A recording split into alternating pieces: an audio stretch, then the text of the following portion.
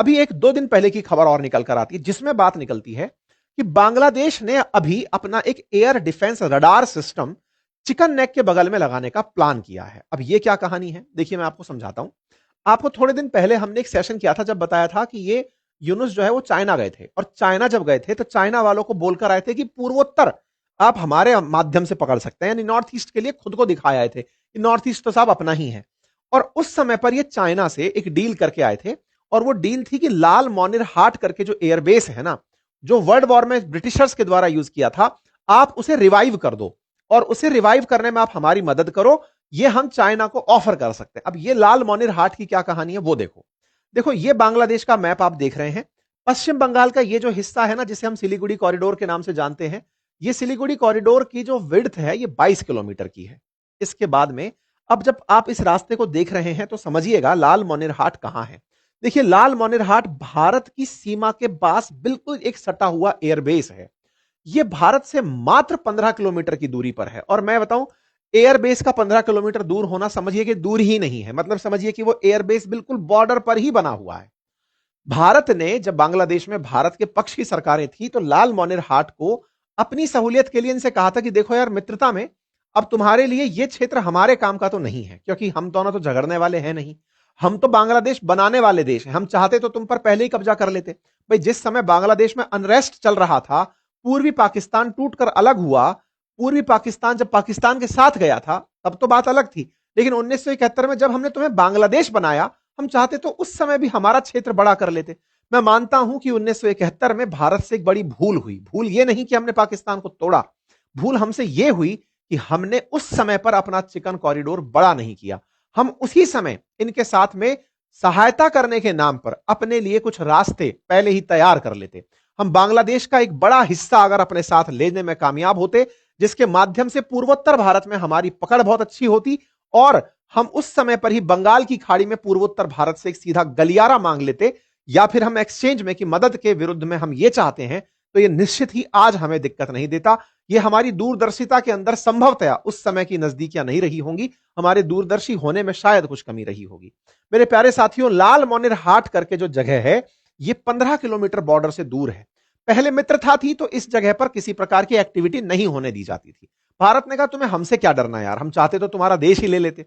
ये कह के हमने ये एरिया बंद करा दिया। लेकिन अब क्या हो रहा है, लाल मोनिर हाट में फिर से ये जाकर चाइना से मदद मांग लिए। चाइना मदद डायरेक्ट भेजेगा नहीं, क्योंकि उसे भारत को साध के चलना है। वो पाकिस्तान के माध्यम से ही भारत विरोधी हरकतें कराता है। पाकिस्तान का यहां पर बांग्लादेशियों से कहा कि तुम्हारी मित्रता गई किनारे, तुम यहां पर सबसे पहले रडार लगाओ। बोले ये क्यों? बोले तुम्हारे ही आसपास के क्षेत्र में भारत ने अपनी तरफ से एयरबेस बनाए हुए हैं। ये बात सच है, भारत पश्चिम बंगाल में, आसाम में अपनी तरफ से एयरफोर्स को तैनात रखता है, क्योंकि हमें चाइना को काउंटर करना है। ऐसे में जब हमने अपनी तैनाती की है तो बोले पहले उनकी स्थिति पता चले, इसके लिए तुम लोग यहां रडार लगाओ। तो यहां पर लाल मोनिर हाट की खबर है 2 दिन पहले की साथियों, और वो खबर ये है कि यहां पर चिकन कॉरिडोर के पास में ही ये वो लगा रहे हैं, रडार सिस्टम लगा रहे हैं। नंबर 1 बात, ये क्या छोटी बात है? नहीं साहब, इससे भी बड़ी एक बात और है। ये पूरी तरह से एयरबेस लगभग काम के बिना हो चुका था। यहां पर हैंगर बनाया जा रहा है कम से कम 14 एयरक्राफ्ट के खड़े होने का। अर्थात यहां पर एक तरह से जैसे बस स्टैंड में बस के लिए कैनोपी लगाते हैं, ऐसे ही हवाई जहाज को खड़ा करने के लिए हवाई जहाज का पूरा रनवे, हवाई जहाज सुरक्षित खड़ा खड़ा रहे उसके लिए हैंगर्स, उनके फ्यूलिंग स्टेशन, उनके लिए पूरी ऑपरेशनल जगह तैयार की जा रही है। यह खबर साथियों यहां पर निकल कर आ रही है। यह खबर का बहुत ही गहरा असर है। 10 से 12 अगर यहां फाइटर एयरक्राफ्ट खड़े होते हैं तो यह निश्चित ही भारत के लिए चिंता है। अब आप पूछेंगे यह चिंता क्या हमें पहले नहीं दिखाई दी? असल में जिस समय ये शुरुआत में मिलके आए थे ना कि चाइना से हम लाल मोनिर हाट में पैसा लगवाएंगे, उस समय भारत ने इनसे पूछा कि क्या तुम भारत विरोधी हरकत कर रहे हो? तो इन्होंने हमसे इनकार कर दिया। अब आप पूछेंगे ये कैसे पता चला? संसद में सरकार से ये सवाल पूछा गया था 8 अगस्त को, और उस समय सरकार से सवाल पूछा गया था कि क्या बांग्लादेश इस जगह को मिलिट्री पर्पज से यूज करेगा? तो सरकार ने अपने जवाब में कहा था नहीं, उसने हमें अश्योर किया है कि वो इस जगह का उपयोग नहीं करेगा। अब बताओ, क्या हमें बताकर करेगा वो? क्या वो हमें आश्वासन दे चुका है कि हम नहीं करेंगे? भाई जब तक नहीं कर रहा है तब तक नहीं कर रहा है। अचानक अब खबरें आ रही है कि वो रडार लगा रहा है, यहां पे हैंगर बना रहा है। ये भविष्य के अंदर एक दिन बोल देगा कि साहब मैं कोई आपके गुलाम थोड़ी हूं, मैं तो करूंगा। तो एक तरीके से हम अपने पड़ोस में होती हुई हरकतें देख रहे हैं। अब ऐसे में यह खबर अब निकल कर आ रही है तो यह निश्चित ही भारत को सोचनी होगी।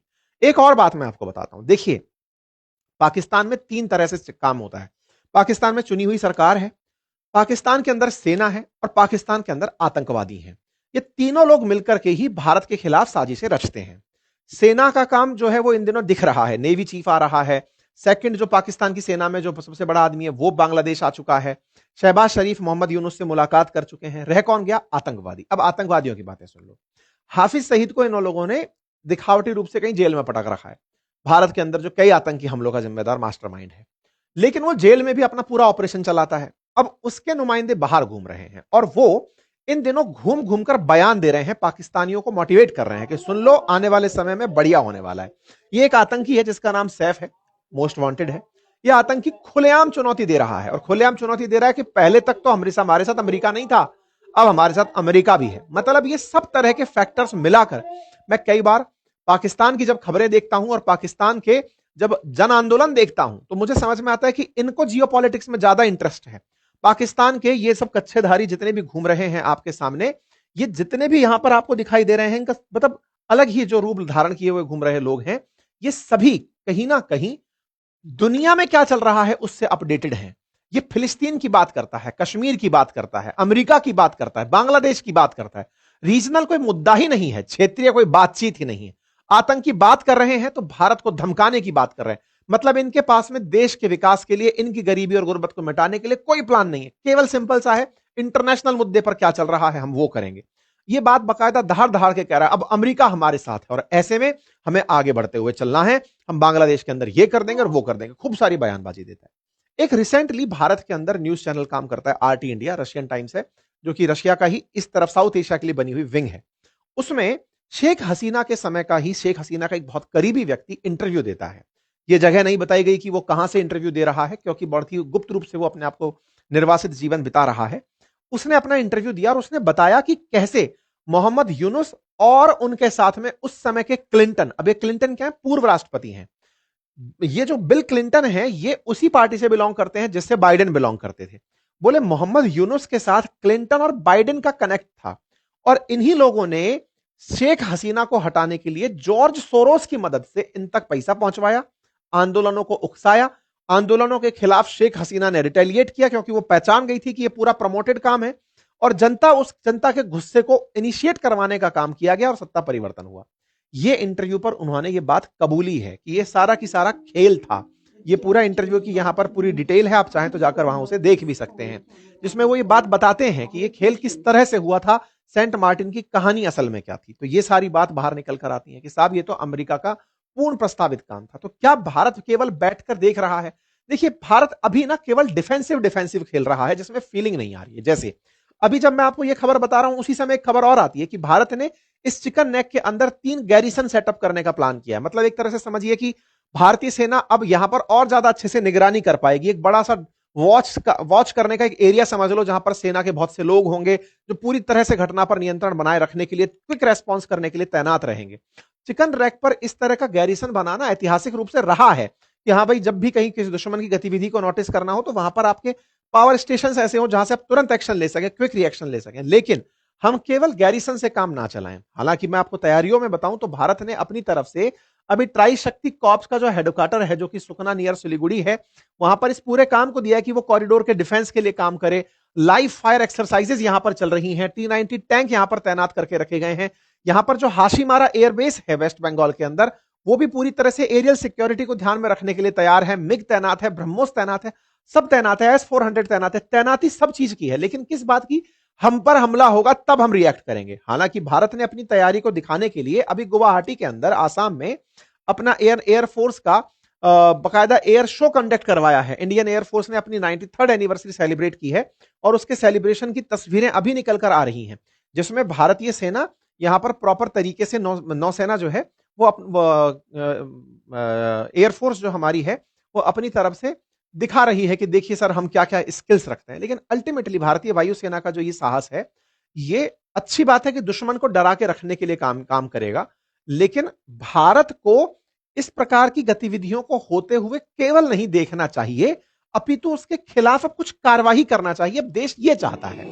भारतीय एयरफोर्स ने, भारतीय वायुसेना ने अपनी तैयारियों को जिस तरह से दिखाया वो निश्चित ही दुश्मन के अंदर डर भरेगा कि राफेल इनके पास यहां खड़ा है, मिग खड़ा है, S-400 तैनात है, यहां पर हमारी पूरी तैयारियां हैं और हमारी सरकारें पूरी तरह से तैयार हैं, मुस्तैद हैं, लेकिन फिर भी कहीं ना कहीं भारतीय इससे ज्यादा डिमांड करते हैं। बांग्लादेश के अंदर ये जिस तरह की हरकत हो रही है उसमें भारत का डर होना जरूरी है। अभी वो इस खुशी में है कि भारत हम पर हमला नहीं करेगा, भारत कभी भी फर्स्ट किसी पर हमला नहीं करता है। भारत को अब ये कन्वेंशन तोड़ना होगा और बांग्लादेश के साथ में सारा काम पहले ही सेटल कर देना होगा। हालांकि हमारे रक्षा मंत्री ने अभी मोहम्मद यूनुस को बयान में तो धमकाया है, कल ही धमकाया है, लेकिन बयानबाजी से नहीं, करके इस काम को खत्म करिए। कम से कम बांग्लादेश जैसे देश तो बगल में बैठ करके इतनी हिम्मत ना करें कि वो पाकिस्तान और चाइना के साथ मिलकर के हमारे यहां पे देश में अशांति फैलाएं। बाकी आप लोग इस विषय पर क्या सोचते हैं, अपनी राय कमेंट बॉक्स में जरूर दीजिए। चैनल पर नए हैं तो चैनल को सब्सक्राइब कर लीजिए। फिलहाल के लिए इतना ही। बाकी स्टॉक मार्केट से संबंधित जानकारी हो या फिर म्यूचुअल फंड से रिलेटेड जानकारी के लिए आप हमारे चैनल बातें बाजार की को सब्सक्राइब कर सकते हैं, हमारे एप्लीकेशन बातें बाजार की पर पहुंच सकते हैं। सबका लिंक कमेंट बॉक्स के अंदर पिन किया हुआ है। बहुत बहुत धन्यवाद।